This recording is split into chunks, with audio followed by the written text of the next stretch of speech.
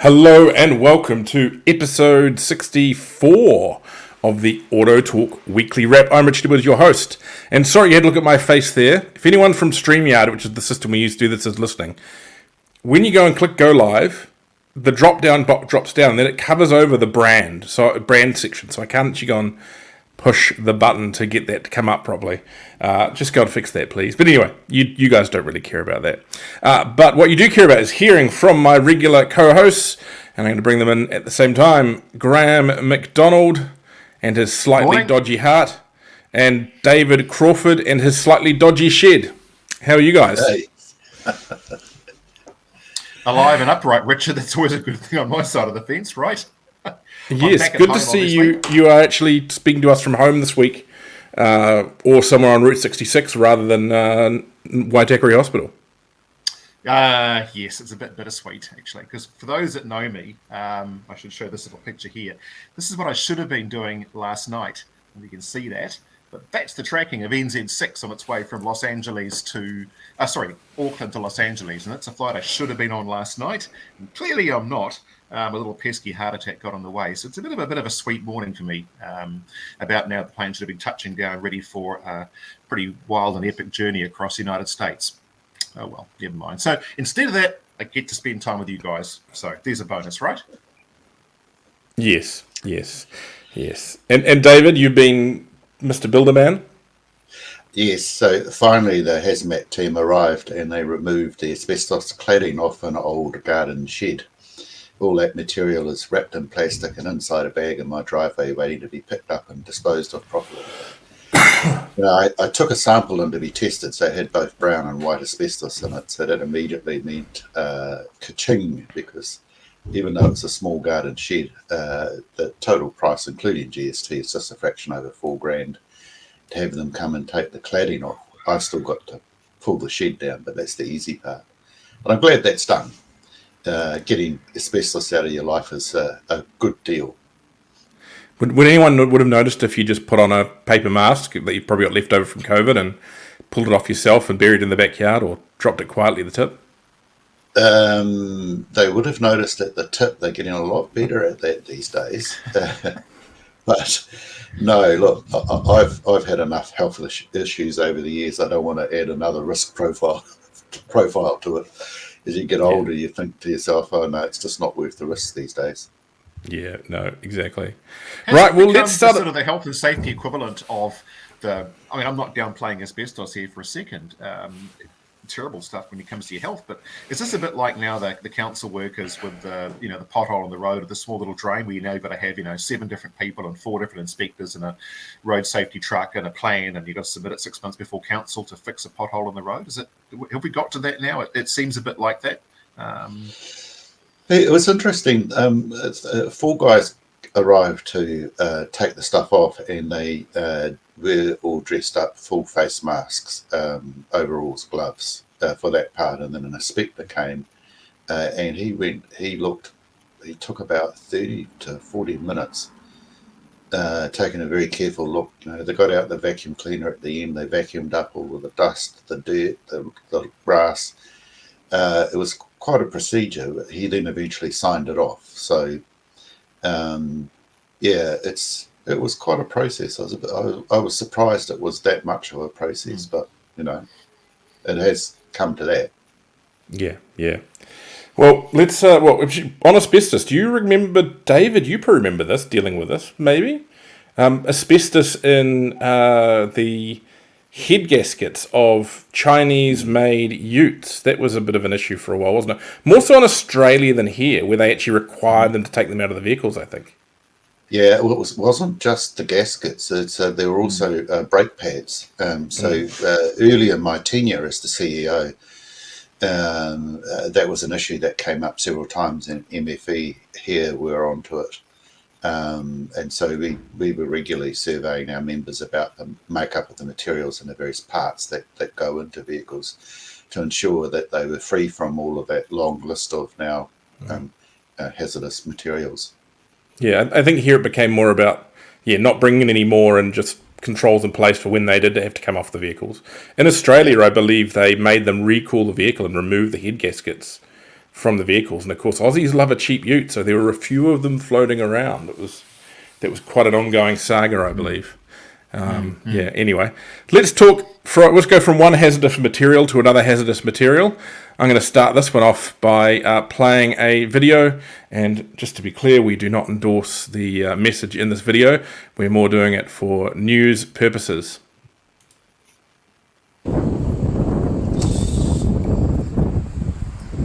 Why are you here? My name is Magdalena. I'm 23 years old. I'm here for a reason. I can no longer accept this inequality in society. It's 10% of the richest, because 50% of the CO2 emissions, and it's the poorest people who suffer the most. So that was yesterday afternoon at the Gasly showroom in central Wellington. Some Restore Passenger Rail protesters who, interestingly, we were talking about last week, David, decided that they would go and spray the dealership with red paint. Now, I gather it was non-toxic kind of daycare centre paint. They also sprayed dealer principal Oliver Gasly when he came out to find out what was going on. And luckily, staff there were quick thinking and they managed to hose it off fairly quickly. Interestingly, the protesters, according to Gasly, tried to glue their hands to the footpath, which is something they're known to do. But because they'd been washing the paint off so quickly off the building, the glue wouldn't stick to the ground. So when the police arrived, they were able just to lift them up. I'll pull up the story on this one now, and I think this is one that the police may have been waiting for, because all these previous other protests, they've just really gotten in people's way. This time they may have stepped a little bit over the line. So assault charges are possible following this Wellington dealer attack. Protesters who sprayed red paint over a central Wellington dealership may face assault charges after an attack on the dealer principal. So basically, by them spraying him, it was considered assault. Gasly's Jeep, Alfa Romeo and Fiat showroom was targeted by Restore Passenger Rail protests, who said they were demonstrating its luxury car sales. The group is more commonly known for blocking Wellington's motorways and primary arterial routes, advocating for the reintroduction of regional rail services. Speaking to Radio New Zealand, Restore Passenger Rail spokesperson James Cockle explained that they targeted the car dealer because the car industry opposes sustainable transportation. Your luxuries are killing us. Those selling these $200,000 utes and SUVs don't care about our future. The incredibly wealthy lobby against us having sustainable transport systems, exacerbating the climate crisis with more motorways and luxury emissions. Interestingly, the most expensive Jeep the dealership offers is an electrified Grand Cherokee priced at $154,990. So not only is it way under $200,000, it's electrified. Oliver Gasly, the dealer principal, was sprayed with the water-based red paint when he approached the protesters, who were using fire extinguisher-style sprayers, to inquire about their intentions. So I've put that really nicely there, I think. I'm not sure what their protest was about, Gasly commented. I heard it was about passenger rail, but then someone mentioned CO2 emissions. It's ironic, they arrived in a car, and I was told one of them even flew up from Dunedin. Gasly added the staff quickly cleaned the paint off the building, but some higher marks will require a contractor. Their swift actions thwarted further attempts by protesters. They tried to glue their hand to the footpath, but the water we used prevented them from sticking. The police arrived on the scene and arrested the group. The police believed it was assault. I'm unsure of the outcome. Acknowledges the importance of emissions reductions, and mentioned that the dealership group has always supported electric vehicles, offering a range of electric and hybrid models today. We're advocates for electric vehicles. We've always supported them. He shared, we're among the first Nissan Leaf dealers in the country. We now offer MG with multiple electric options. Just today from this showroom, we sold 2 PHEV Jeeps. Approximately 90% of that stock in that showroom is hybrid or electric. So, interesting one there. Are we going to see dealers becoming targets of climate protests in the near future? It's a bit of a missing target, I think, to be honest. It's anarchy, and it's just. I mean, Wellingtonians are over this.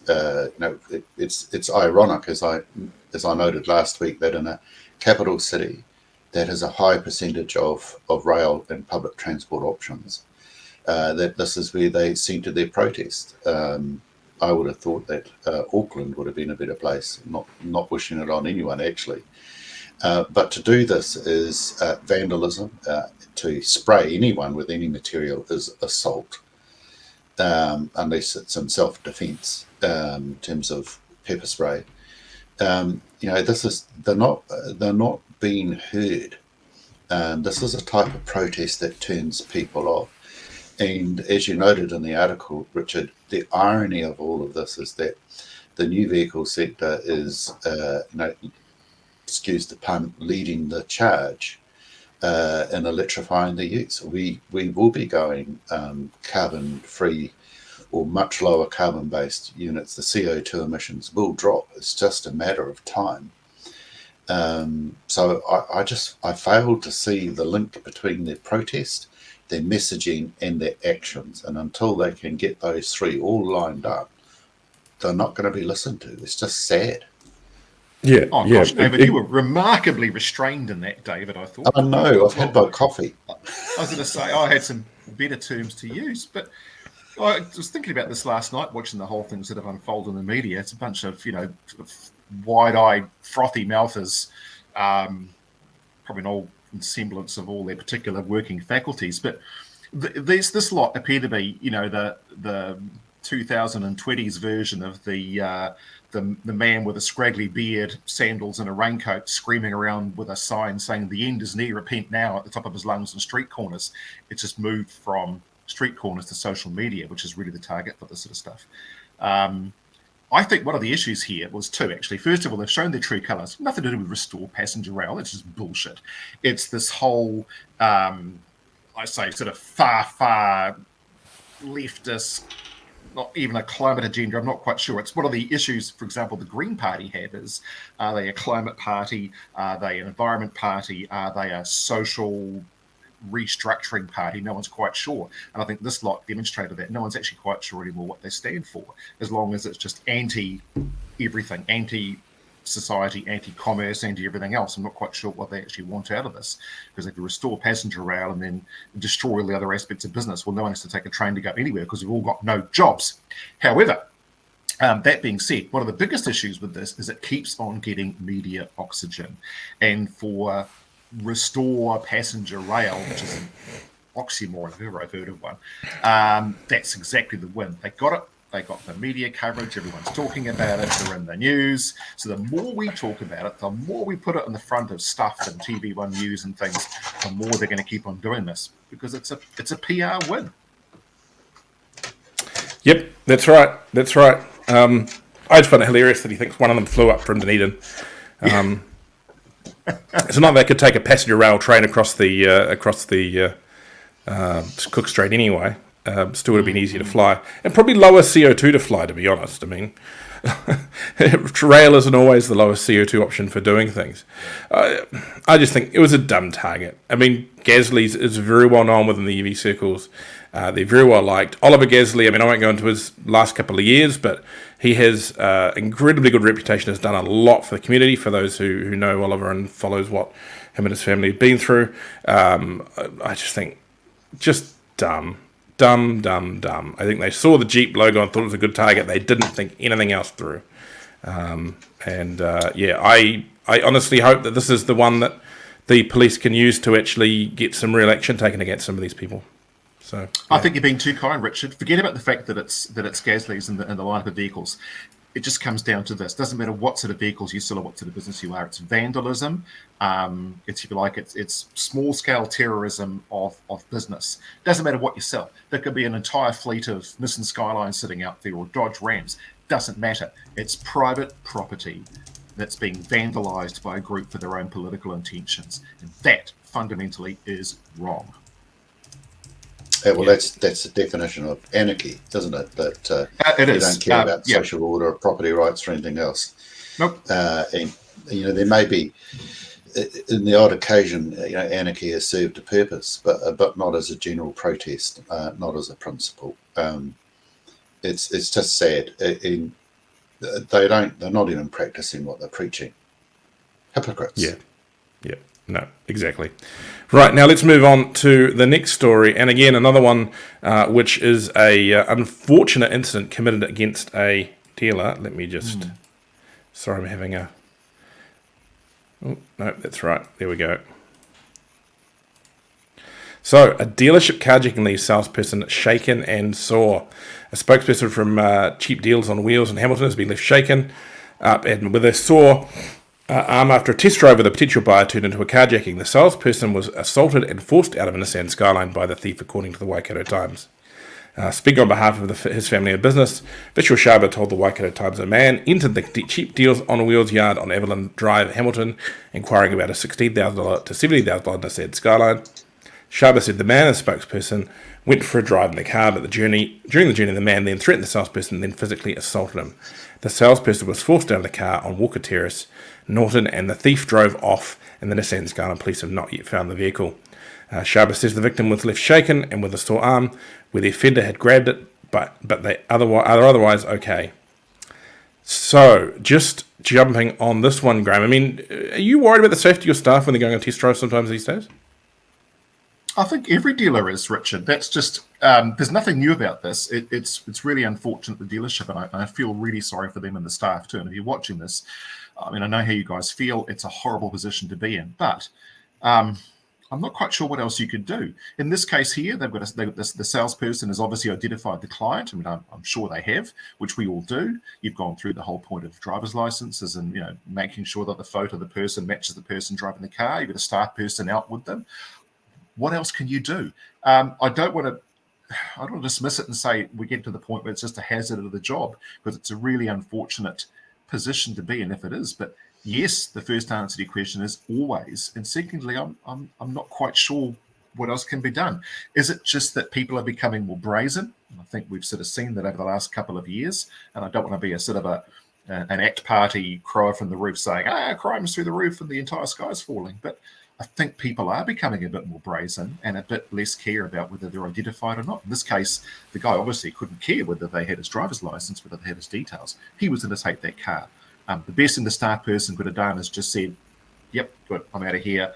Drop me off at the nearest corner. Don't push me out. Off you go. Because nothing you're going to do or change will stop that from happening. It's really unfortunate. What can you do? Mm-hmm. I don't think it's even that hard to get a fake license these days, is it? Sorry, coffee delivery by my wonderful wife. Can she bring one over this way too? Exactly. That's right. At the end of the day, you're not going to go and forensically check every license that's handed to you. That gets to the point of silliness. But also then, I suppose, do you go down to the point of putting trackers in every car? Do you put Apple tags in every vehicle? What do you do? How far do you go? Yeah. That'd be pretty expensive to put Apple tags in every car. Yeah. Well, that's what I'm saying. What do you do? Graham, I'm going to go there. Not ACT, of course, but in terms of commentary on social issues, crime, and our country's stance on it. And there's no right or wrong answer here. It's a really challenging one. I mean, on the one hand, putting people in prison willy-nilly at the drop of a hat it tends to more often be a gang recruitment strategy rather than the rehabilitation process it's meant to be. But on the other hand, if you put messaging out constantly that less people are going to go to prison, the punishment's going to be less, there's going to be other ways of dealing with it, then the consequences of doing something wrong gets minimised or trivialised, and people become more brazen. And then there are so many different drivers to crime and the reasons for it. But this is just an indication that our society is going in the wrong direction. And it does mean that the way in which businesses organise themselves might mean that they have to do more and more, and the cost of them protecting and selling vehicles gets higher. That's going to force the price of vehicles up because your margins get thinner. The only cold comfort I have is, at least we're not the USA. I read an article this week where a person started wielding his gun in a shop. I forget what sort of shop it was, but there were 4 other customers there. They all had guns. They all pulled them out. A gun suit ensued, and the criminal got shot by 4 other people in the shop. Now, let's not go there. We're already seeing that between the gangs, but this is just a sign of the times. It's a sad situation. And I really feel sorry for the dealer. There's not much more you can do. Graham, being a now self-admitted simp for the ACT Party, probably would like that outcome with the guns, because... Don't go there. I've got a good friend of mine in America, Richard, who would right now be nodding his head and saying, absolutely, that's what we all should be doing. We should be giving our 5-year-olds guns because that would solve the problem. And he's deadly... Well, that's a bad use of phrase, but he's deadly serious about it. No, I don't advocate that at all. I'm kind of happy that we don't have that particular situation. Thank you. And if anyone's wondering why I say that, it's not that actually necessarily pro-guns, but if you're wondering why they've got so many signs or why they've done very well financially in recent years, it's because they actually absorbed a couple of the gun lobby minor interest parties into their remit. In fact, I think their co-lead, their deputy leader is from that branch of the party. So the old hunting and fishing stuff's kind of absorbed into ACT. So they do love a good gun. I love a good gun. We've got guns in our families, but yeah, we don't want to be having to shoot criminals with them, or do we? Now, let's move on to the next story, and it kind of, I guess, plays a little bit into what we mentioned there in regards to why people are doing this, and that's soft economic growth forecast. They're trying to steal cars to save themselves from the economy. New Zealand's economic growth is expected to grow 2.6% over the next 4 years, with high interest rates driving a sustained period of soft economic growth. According to Treasury's pre-election economic forecasts, the pre-election economic and fiscal update, or better known as the PREFU, says interest rates will remain high for some time yet to contain inflation. The period of soft activity growth will continue to drive further slowing in the labour market, with the unemployment rate forecast to peak at 5.4% in early 2025, Treasury says. The pre-election update shows the operating balance before gains and losses returning to surplus in the 26 to 27 fiscal year, 1 year later than previously forecast, and net debt as a share of gross domestic product starting to fall from a peak of 22.5 to 22.8% in the 2024 to 2025 year. So that's the kind of run up to the election kind of stuff. Sorry. I was expecting some fireworks around the PREFU, but unfortunately I don't think it was actually as bad as what National kind of were hoping with. Were they kind of hoping that the books would be opened and it would be devastating, and unfortunately they'd kind of miscalculated? Well, as an ex-government official of many years, smoke and mirrors, Richard. I'm disappointed that National didn't make a bigger deal of this. In my view, what we've seen is the most optimistic outcome possible under the PREFU. But the disturbing thing is, it's when you get into the detail of it, and I guess because of my economist background and training, I tend to look at the big numbers and what they might mean. The level of debt that we've inherited is just staggering. It's now, the interest on this is $500 per person that we have to pay just to meet the interest on the debt. It has ballooned out so much, and that's going to cripple and stifle innovation and the ability to do things. The other thing that the PREFU doesn't expose, and if I was in the opposition benches, I'd be doing some digging on it, is not just the rate at which the number of consultants have been employed by the various government agencies, but the staff growth rate of various agencies. I think back to when the New Zealand Transport Agency was set up around 2006, 2007. I think it's now got about 2.5 times the number of people in its original establishment for only about a quarter of additional work. You look at that and say, where's all the productivity coming from? How are they being efficient? And the number of other government agencies where the growth has been really strong, and it's hard to get to the bottom of that. The other thing that worries me is the range of spending that the government had initiated over the last 3 years in particular, with really poor accountability outcomes. And we know when we have poor accountability, a lack of focus on what the timeline is and what's going to be achieved, we then see wasted money. And I think that's what the two things that worry me is the amount of expenditure led by government agencies that's wasted and is a fiscal drag on the economy. and the level of debt which has ballooned out. So I think, we're politically and economically at a very low ebb in our history. Now, is this a national problem, a Labour problem, or a situational problem of the rather weird world we've seen in the last few years? Some of it, in my view, is the weird bit of COVID-induced. But I think it's increasingly difficult to say COVID-induced anymore. I think in the last 18 months, we've started to climb out of the ability to use COVID as an excuse. There are some other drivers to it with the geopolitical, Russia, Ukraine, those sorts of things. But even within that, you can manage your costs and revenue better than what this government has done. So at the moment, I think Labor's been a very poor steward of our economy. Can I pull up a table that I've just put up?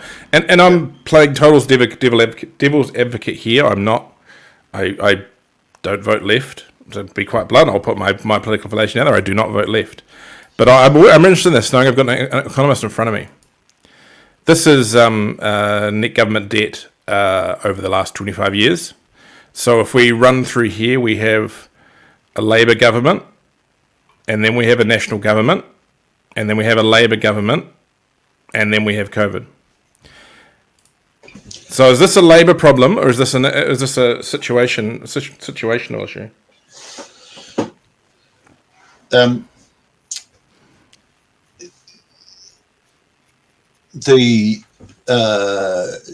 So in that period where you said there was a national government that was coming out of the GFC, so that was situational. New Zealand was caught, and if I recall correctly, in my view, the then finance minister Bill English had what we call the austere budgets, and so there was a real control on expenditure, so it didn't balloon out.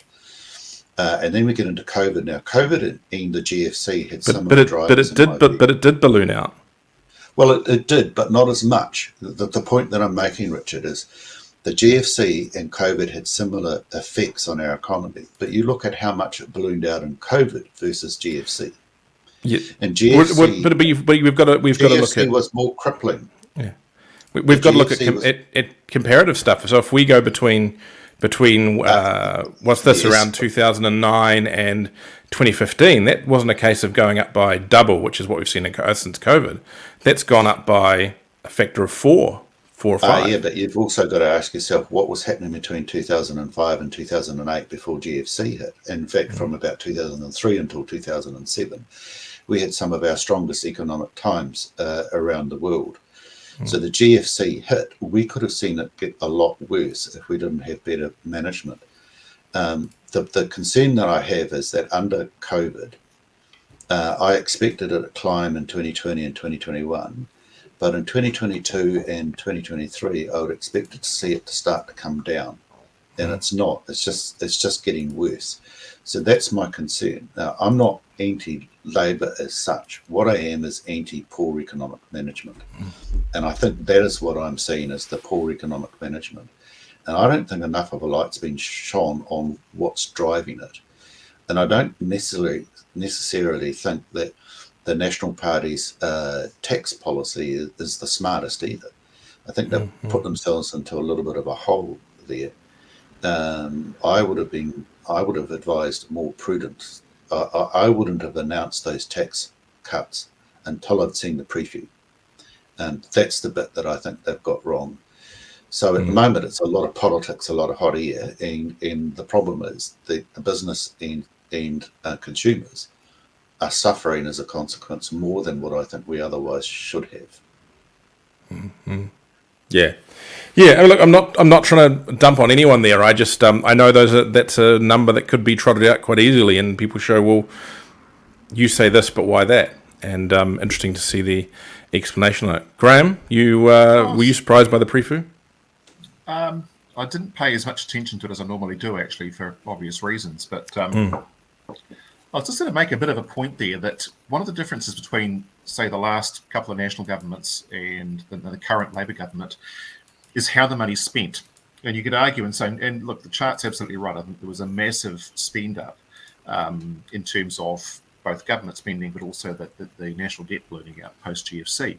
But the money was spent by and large, if I recall, on infrastructure. So the idea was to actually kickstart the economy by investing in what was seen as, right or wrong, smart infrastructure to boost the export centre. So, for example, the roads of national significance that Joyce kicked into gear, that wasn't necessarily around giving people a nice road to drive in. It was about improving the export channels for our goods and making transit transport times down, improving the cost structure there, and the farming sector, removing some of the controls there to enable a better financial offshore outcomes. What's missing this time is the spending in the last couple of years in particular appears to almost be counterintuitive towards the need to bolster our export sector. And that's driven, I think, by one of Labor's issues is it has a real issue working out whether it's an environmental party or it's a social party or it's an economy party, and it can't quite make all the three match. And so, for example, the farming sector, right or wrong, and I do have, as you probably know, I've got interests in the farming sector through my family. It would appear that there's been very little incentive given to the farming industry to pick itself up and be assisted to help our export revenues going forward. If anything, right now, if you're a farmer looking at getting into, or a potential farmer, you think the very last thing to do right now is invest, because the government isn't also investing in my future. And it's all very well to say that it's going to happen in 20, 30, 40 years' time, and we're all growing tofu and mung beans. But I want to know what's happening in the next 5 or 10 years. The same with our a lot of our other sectors, our forestry sectors, some of our tech sectors and things just aren't getting that level of support financially for infrastructure that they did a long time ago. And so the money, if you look at light rail, for example, and I've got an acquaintance, I won't say any more than that, that's working on a light rail project right now. Yep, they signed up just, a couple of weeks ago for a $33 million building for the light rail project. They're still being paid healthy six-figure salaries to sit in there what's about surely be a dead duck project, but the money just keeps getting shoveled in the front door every single day to keep it chugging away. It's like there just doesn't seem to be anybody at all in Wellington going, should we be doing this? And that's what appears to be missing. There's no filter. There's no financial filter. Some of the stuff Labor has initiated, or Labor and the Greens have initiated, may actually be really fundamentally good for New Zealand going forward. But it's kind of mired in all the stuff that just seems to be somebody's good idea over drinks one night in Wellington that just ended up as a policy, and no one really bothered to check. Like, who's looking? Yeah, joining the dots up. If you're an official, joining the dots up is often left out. And ministers sometimes remind officials you need to think about how this impacts other things, and it's part of a system rather than an individual piece. I think that joining the dots up has been lost from the COVID period when we got very singularly focused about something. Richard, I think some of the other costs that have forced the borrowing, to be fair to Labor, the cyclones and the infrastructure damage has caused some concern. But Graham, I agree with you. When you look at this and you say, well, we've only got so much income, we've got to prioritise. What do? We've got to turn the tap off here and turn it on over here. I don't think that the farming sector wants subsidies. My long-time involvement through family and my professional training suggests that farmers don't want handouts. What they do want is they want an effective way to trade. And so the role of government is to basically say, how do we facilitate that? So infrastructure is really important. Having good bilateral agreements with other countries is important. Having an education system that is sending the right signals in terms of what people have been trained, the vocational training, university studies, all of that was all important. But we seem to have lost a lot of focus on that. Well, I'll give you a really good example of that. So my farm is in the Waiuku area in South Auckland, okay? It's also where, coincidentally, there's the Glenbrook Steel Mill, now owned by BlueScope. And I can tell you there's an awful lot in the farming community in Waiuku right now saying that $100 million for the new electric arc furnace at Glenbrook, would have been really useful, rather than going to Australia, to BlueScope, to come into our sector to help us. Spare a And my understanding is they were going to do it anyway. I think over time. I mean, and look, honestly, you need to be an absolute muppet if you didn't think that every cycle of government, BlueScope, wherever the owners of Glenbrook Steel are always talking about how they're going to close the mill. It's always on its last legs. It's always about to be closed. There's always some sort of crisis. That's just it's a bit like the aluminium. Same goes for TY Point. TY Point, exactly as I was saying, same sort of thing. Like, we're all used to it down there. I think someone in government obviously isn't. It's just, who's doing this stuff? We always go back to the roads of national significance thing on all the stuff that National did and that Labor doesn't do. I love the roads of national significance. I live at the end of a new one. I think I struggle sometimes with this whole thing of it being this giant legacy of that last national government. If you look at the way they funded it, and it certainly got spread around a lot. A lot of the maintenance issues we're dealing from now stem back from the decisions made when they were putting that program in place. So I struggle with it being seen as a hallmark of how wonderful that government was. But anyway. I'm going to take a contested view on that, Richard. Yep. That's the idea. I was sitting around the table with Stephen Joyce when he first instructed my colleagues at the Ministry of Transport that we were going to move away from project by project basis to roads of national significance for some routes. And the problem that we faced up until 2008, when National came in, was that all roading projects were done at a project level. So you might have had a roundabout that was a project and a joining piece of road that was a project, and they were two separate projects, and they often did not speak to each other. So what Stephen Joyce's vision was that he said, well, in fact, there are some places where the route is important and the whole route's got to be planned before you do any project work.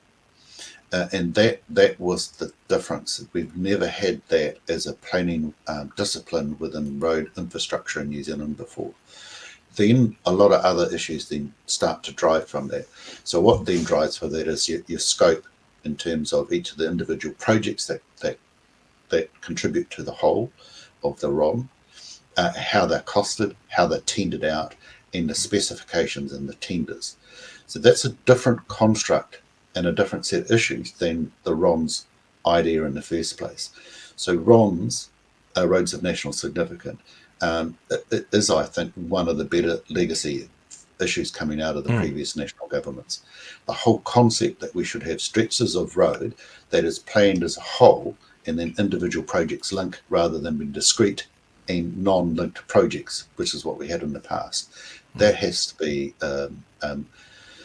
important to retain as a concept. And I might add, having good roads also is really important for EVs. So as we go towards low carbon transport, having good roads means you go further on a charge. And it's all that sort of economy, the economic efficiency and fuel efficiency, depending on what's fueling it, becomes important. So my perspective is slightly different, but I do agree that some of the tendering process, some of the way in which the specifications were created and the lack of monitoring on some of the sections and a rush to get the job done could have been a lot better. Transmission Gully, within 6 months having to redo a stretch of road, that was just unforgivable. Yeah, and I think it could be argued they moved too much out of the road maintenance budgets into other budgets in order to get those projects off the ground. I've got some numbers in front of me saying that between 2015 and 2020, the average age of New Zealand state highway seal went up by 2 years, which is a real, so it went up 25%, which shows they took a big shift there. Now, arguably, that's worth it to get the roads. That's definitely an argument that can be made. It's having repercussions, though, for those of us now who live outside of city areas. Look, one of the other issues too is they went for the lowest quote rather than checking the quality against the specification. And when you go for the lowest quote, margins get cut. Then things like the tar gets cut with so that spreads further. Cutting tar before you lay it is a recipe for somebody else's problems within months down the track. Right. Well, let's carry on with the Road Talk weekly road wrap. And get on to an actual dealer story. We all love each other, by the way, guys. We are we're we'd go back and forwards on politics, but I am playing devil's advocate here. I've got to throw these things at these guys to challenge them. Got some big brains here. I've got to make sure we use them. We can't always just look to agree on everything. Right. Speaking to another, I guess, battle, people disagreeing on things. Too Cheap Cars has upgraded its profit guidance. Too Cheap Cars Group is reporting that its profit will likely exceed the top end of previous guidance due to strong trading in the first 5 months of financial year 24. As a result, the NZX-listed company is increasing its net profit guidance to a range of $5.2 million to $5.7 million, up from $4.2 to $5 million previously communicated in July. The establishment of additional shipping arrangements has resulted in sustained healthy levels of inventory, while insourcing of some compliance activity has delivered both a cost upside and strengthened ability to replenish stock more quickly. Turnover is basically up to 34.1 million, 32% gross margin. Now, we can criticise Too Cheap all we want. 34% gross margin for a used car dealership operation, Graham, that's not bad. I was going to say 34% is pretty damn good if that's what they're actually achieving. I mean, I don't take a lot of stock in some ways from budget forecasts around where things are going to go, because let's face it, we are going into really interesting times at the moment. However, if they can... That's unaudited. That figure is unaudited, but they would be in a lot of trouble if they put fake figures out like that through an NZX release. Yeah, that's true. 34% is great as an overall. I'm gathering that's wrapping in all the different services that the businesses operate. So, and we know F&I is such a huge driver in that market now. They're out of doing their own finance, I believe. So that's just They're probably actually doing better off just taking commission from, I think it's Finance Now is their finance partner now, I think, than doing it themselves perhaps. So yeah. Right, the next one, and this is not so much about the story, but around a debate that I watched online and maybe took part in because I'm a loudmouth. That's MG Motor offers September clean car fee relief on ICE vehicles, and we've seen lots of brands do this. Single EV were doing it. Some of the French brands are doing it. MG Motor New Zealand is introducing a fee relief program on all internal combustion engine ICE models available in the Mark's new model portfolio for the month of September. The brand says it will pay clean car fees associated with the purchase of new internal combustion engine vehicles up to $2,818 on HS models. It is also extending a $2,000 rebate on top of the existing clean car discount on ZS EV Excite and HS PHEV Essence. So I was on one of the electric vehicle owner pages there, and they were very upset that MG was supporting the sale of petrol vehicles. Oh, poo-poo. So sorry. Get a bigger hanky, guys. I guess what happened, Richard? Come on for a second. Like, I'm sure you took part in this debate with good faith. What did we talk about a week or two ago? What's going to happen to the marketplace of vehicles that are currently attracting some sort of fee? What did we say that would happen? I would say MG is just using their heads, a bit of smart marketing, and getting ahead of the curve before it smacks them in the face come November when nobody buys anything. Well done to them. And to all the buyers out there of MG vehicles that are electric that thought that's only all they sold, again, gosh, get out more, please, people. At least they're doing this publicly. I mean, I shocked, I think, some people by pointing out that Tesla and others, I can't guarantee this in New Zealand, but definitely overseas, have sold emissions credits to petrol vehicle selling companies or diesel selling vehicle companies. That's how it works. The idea being is, does it balance up in the long run? I mean, they're going to make money out of it. Good on Tesla for maximising revenue out of credits. It's a government-induced revenue stream that didn't previously exist. And I support Tesla and anybody else who does that.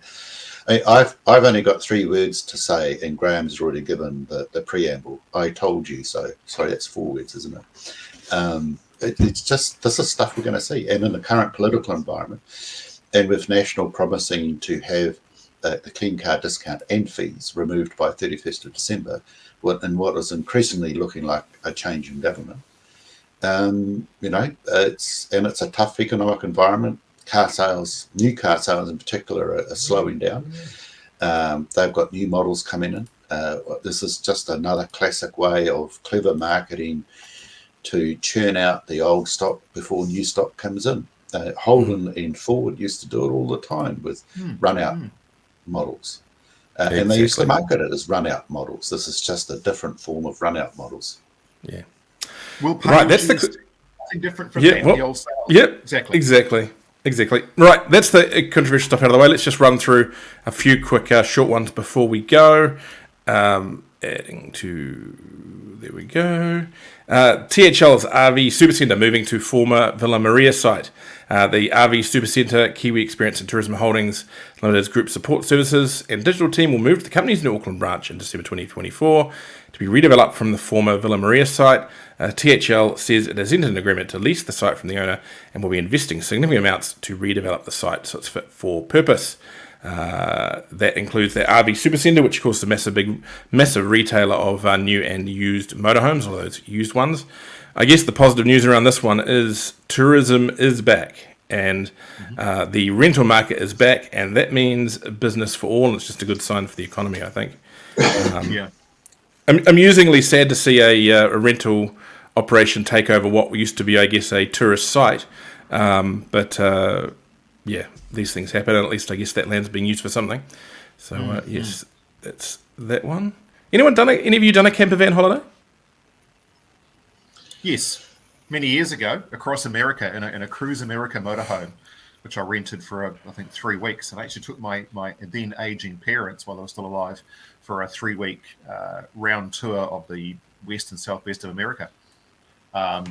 Hilarious fun, especially on the first night, second night, trying to work out how the grey water versus black water tanks and the disposal tanks work, actually in all places, Grand Canyon. And I had a very, very, very quick lesson in what the differences are when you're siphoning and sucking the tanks out. Let's just not go any further from there. Yeah, and owning a caravan towed by a ute is just a different form of motorhome, just disconnected. It's something that we're getting into. It's a great lifestyle. It's great for a way of holidaying. It gives you a degree of independence. And for the New Zealand market, where we promote our country as God's own place, having a motorhome to hire while you come over here and transporting your way around it is cheaper than staying at a lot of hotels. Although it's not all that cheap. I think it used to be. I don't think it is anymore because of just how popular they've become with overseas visitors.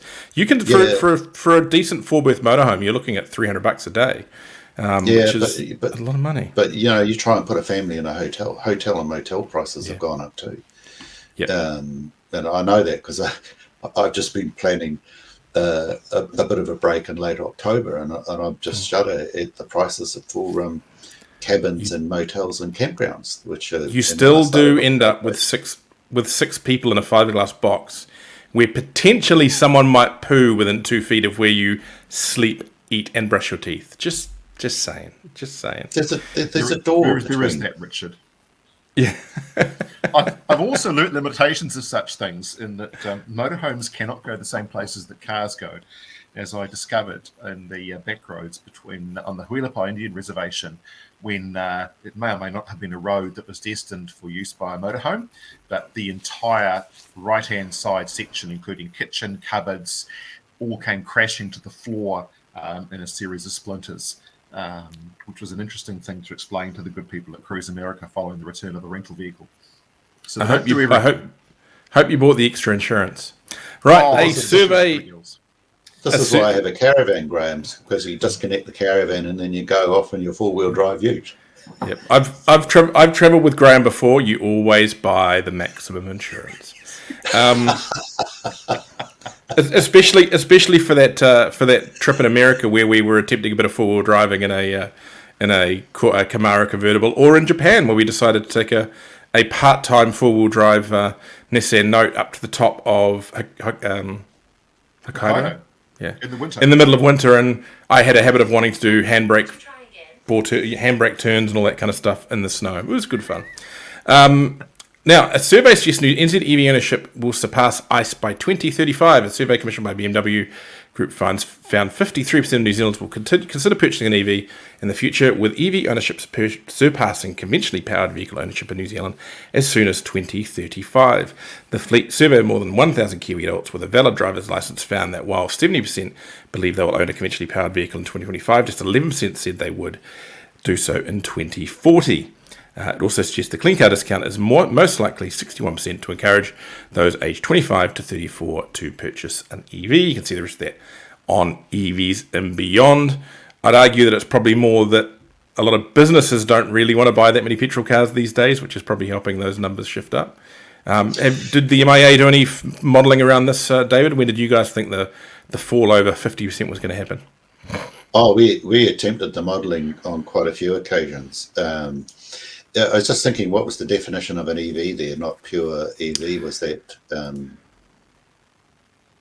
I'll go to EVs and beyond and have a look. It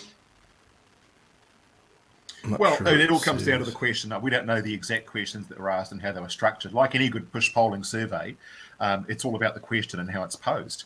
And if you say, would you consider purchase of an electrified vehicle in the sense that it's used in most terms, which includes hybrids? Says, probably would. Electric. They asked, would they consider do they already drive an electric or hybrid vehicle? Right. Yeah. Okay. So broad terms. So our view from the modelling that we took was that a lot of it determines the rate of development from overseas markets that eventually will trickle to here. So there were two things that I looked at closely when we were going through those clean car discussions with the legislation and the regulations. And one was what I considered to be, how do you accelerate the market? But before you even ask that question, the fundamental question is, when will we be forced to? Because we will have no choice to, because that's all that's going to be available from the manufacturers. And that first one was particularly difficult because the picture wasn't all that clear even back in 2020. But it's becoming clearer with each passing year. And my view when I left the MIA earlier in the year was that by 2035, there will be stuff all pure ICE vehicles around, particularly in the passenger SUV, sports car, luxury market. And we've seen the luxury market go down the EV route almost whole as bowls at the moment. Where the challenge comes is, what do we do with the heavy duty vehicles, the utes and the trucks, etc.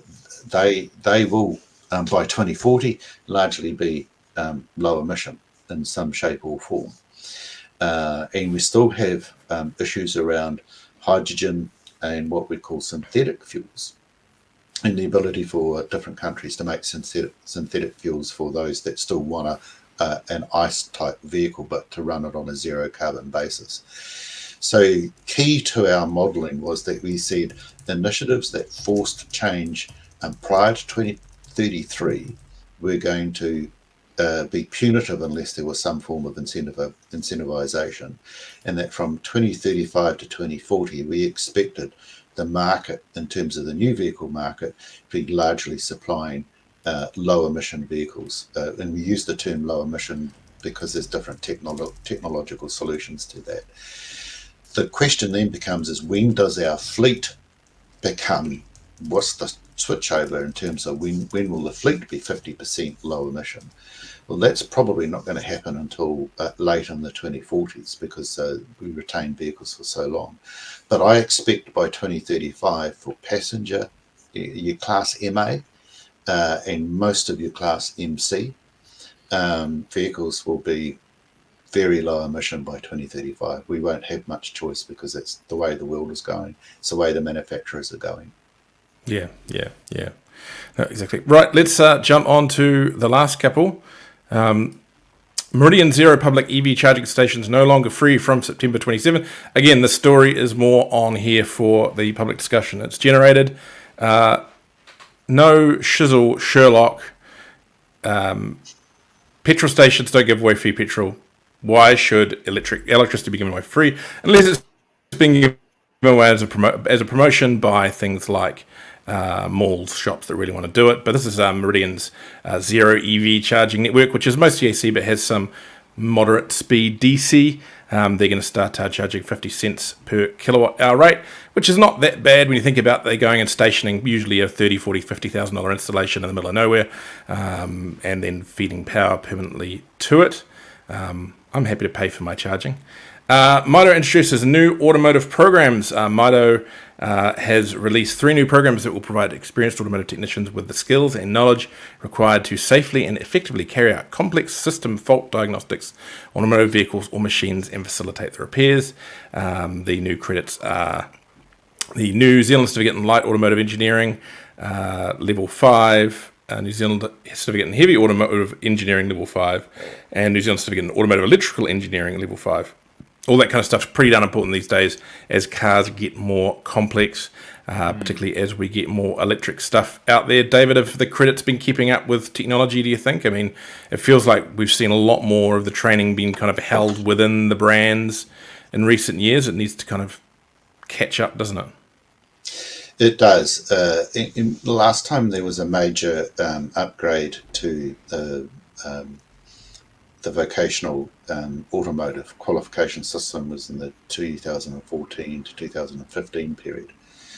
And at that time, the new vehicle response was that it was pretty cautious about going into the electrification training into those syllabuses at that time because of the technical issues around what I call the black box that drives the charging and discharging. But I noted at the time that it wouldn't be too long before that would have to change around, because as the level of electrified vehicles gathers pace, then the maintenance, the servicing, the repair, and also battery maintenance and disposal will become a serious and important issue to manage.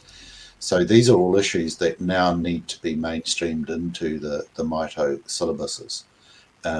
Some of it will be, particularly for the warranty period for new vehicles, will be mainstreamed within the manufacturer, the distributor, in their franchise dealer network.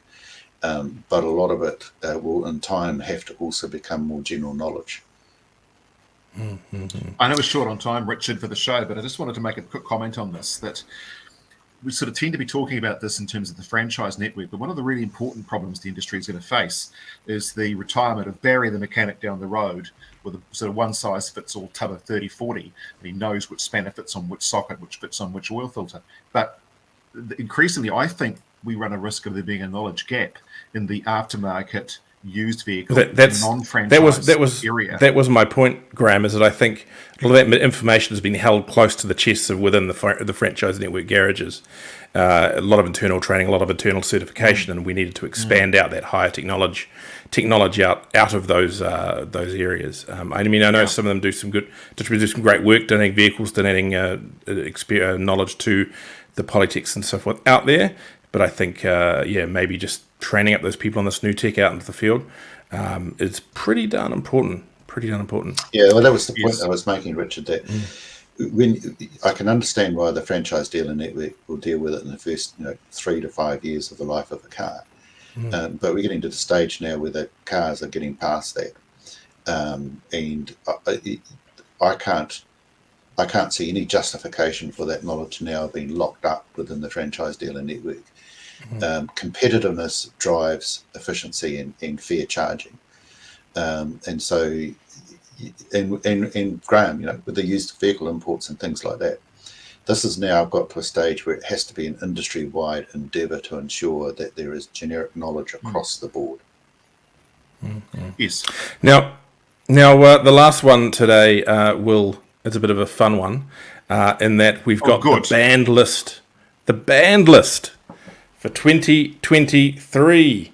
Yes, MB has actually done some regulating. Regulators got to regulate, as they used to say in the early 90s, and ban some traders. So we're going to chuck this up, and I think we should run through the list quickly, just for a bit of fun. Just the name never disappears from the internet. Yes, name exactly. And shame. Yep. Registrar cracks down on non-compliant motor vehicle traders. Half these people aren't traders; they want to be traders, I think. Right, so Nabi Limited. The registrar received a complaint that a motor vehicle disputes tribunal order had not been complied with, and it was determined that this was the second instance of non-compliance with the order. Nabi Limited, this includes Nazifa Khan, Director, and Jamel Sadiq, CEO. Their registration was cancelled, so they're out of there, or at least they're out of there legally, because it doesn't always stop people. YGY Motors, again, they had not complied with an MVT order and had a second mark of non-compliance. For that, it is YGY Motors and Zidong Zhu, their director. They are cancelled until 2028.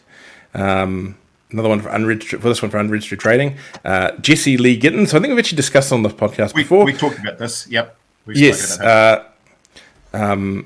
He has this was the second conviction within a period of 10 consecutive years. So he's banned till 2028. So again, like he's going to follow it. Another one for. Hang on a second, Richard. There's a paradox here. He's been convicted of unlicensed trading. He's been banned from being a registered trader until 2028. Okay, sure. Trader's got to trade. Anyone else see the irony in this? And he's just sitting there on his hands right now going, yep. No, he's not. He's sitting in front of his computer listing cars on Facebook Marketplace. Yeah. It's called the oxymoron of regulation. Okay, sure. And then the next one is another complaint about a second instance of not compliance with the motor vehicle disputes tribunal order, and that's James Brian Bush. So he doesn't seem to. He didn't actually seem to have a dealership name as such, but he has been banned. I'm going to take a risk here and click on this link that one of my riders have put in there. This is referring to the case. That's linking to the case. Good work by my team for doing these links. Pretty darn happy with that. He only had to do some basic work on a car and pay $220. Why can't you do that? How lazy do you have to be to not do a basic repair and pay $282 to not get banned? So, number of registered traders at the end of June, 2,882. 5 registrations cancelled, 2 disqualified and 3 banned. 27 bans confirmed. 0 refused applications. Well, you see, there's the problem, isn't it? I mean, what kind of system is it where there is no refusals in a year for applications? We had a story, I don't know if it was last week or the week before last, about somebody that had just been through the, I suppose, he put his people to the dealer ringer, so to speak, and he had been, or had his application to trade approved, I think, twice in succession, where it was clear that in all the time prior, he'd been acting fraudulently and improprietely. So there's the issue. And I know, we send your application in every year, you send your money away on your credit card, you fill the form in, you tick the box, and it comes back in about 15 minutes. There are no checks and balances. Come on. We know that. The whole process when they put this current system in place a long time ago now meant that it was almost impossible not to have your application approved. Yeah. So here's a bit of a shocking number. Of the complaints received, 70 complaints received by MB, 72 investigations. They probably had some overlap from last year. Only 3 prosecutions were made. That's 3 made with charges laid. Sorry, yes. But it seems pretty slow. It feels like they put more effort into those graphics than they have into some of the regulation, some of the enforcement. But I couldn't possibly comment. You cynical man. Well, okay, so a little voice in my head says, hang on, we're looking at a time when everyone's staring at the barrel in government in Wellington, every leaseholder office space saying, about time you justified your existence, and I'd be doing it right now, like now, today. And so everybody in MB, for example, has been scurrying to the war room in the basement saying, just lots of graphs, lots of things, just anything at all. Show them we did something. Show them we did something quick. We know what they did, right? So the MB enforcement team is a merged enforcement team. And what else did MB have to enforce over the last 3 years? COVID measures. So the people who should have been dealing with our dodgy car dealers, our dodgy want-to-be car traders, were off inspecting if cafes had their doors opened or closed. Graham, my view about what officials are busy scurrying around doing is trying to find the nearest polling booth so they can vote Labor. As we've said in previous weeks, you would not want to own commercial property on Lambton Quay at the moment. No. Turkeys do not vote for Christmas, guys. Yes. I've got one little number on that. Is, like I started in the trade 23, 24 years ago now. Back then, there was a very small Wakatahi communications team in Wellington. A few people, you could get hold of their head of comms, Andy Nexted, pretty easily, and it was great. Last I checked, they've got a fairly substantial team in Wellington, and they've got teams for every single region in the country, at least one person for every region in the country. That did not exist back then. And some of the names on that list are actually there's ex-TV reporters and all sorts of stuff in there. They're not fresh grads off the boat doing basic stuff, and they probably don't come cheap. Now, I'm not sure the actual ability to communicate with the NZTA has gone up in that time, but that's my opinion. Have you tried phoning them recently, Richard? I'd text everyone in Wellington. Seems easier. Just try one of those helplines. Try the 0800 number sometime and let me know how you get on, wouldn't you? It's a close race between Air New Zealand and I think NZTA when it comes to customer service. No. So I have a story on that, and this goes back to "Do you know who I am?" which is a horrible thing to deal with. Was we a few years back we built a shuttle company for my wife to operate up here. We moved into a tourist area, so she needed a job. We started a shuttle company. It's going to do tours, end up doing other things, bit of fun. So to do that, we had to get our licensed as a transport operator, and various other things. And it took forever. I'm pretty good at paperwork. We had all the paperwork dotted, signed, whatever, blah blah blah. It took forever, way longer than they predicted. It was approaching Christmas. Things were taking time. We had vans sitting there doing nothing because, we wanted to run by the rules. And so I, as my media self, may have put a few targeted posts on my social media and the AutoTalk social media about what was going on. Lo and behold, I got an email with temporary authorization the next day, and then my all our paperwork arrived 2 days after that. So, it was. I'm not sure whether the two things aligned. I'm just saying it was. They are watching you. They're watching you. I have a love-hate relationship with the New Zealand Transport Agency because there are a lot of really good people in the agency, and they do great work. Yeah, trying to work under extenuating circumstances at times. However, as a whole, when you look at the agency as a whole, it's a great, big, unwieldy beast which keeps morphing and changing. They have had review after review, structure after restructure. And you think you know who to talk to for what sort of job or area, and then a month later it's all changed. How do you get good customer service? And they also have lost the focus on what I think is a critical part of their role. The agency has three main roles. One of them is around public transport, and one of them is around infrastructure. And the third, which is a bit that's lost focus, is what I still call access to and use of the road and rail network. So that's all of the regulatory issues that maintain the safe use of roads, the safe use of rail, the warrant, WAF-COF system, registration, all of that sort of stuff. It's not sexy work by any stretch of the imagination, but it's really critical, and that's an area that's lost focus. And of course, for our sector, that's critical, and that's what's frustrating for the new and used vehicle sector, is that our whole raison d'etre from a business perspective is right down the pecking order. This just doesn't seem to get the attention it needs. You may have a take on this, David.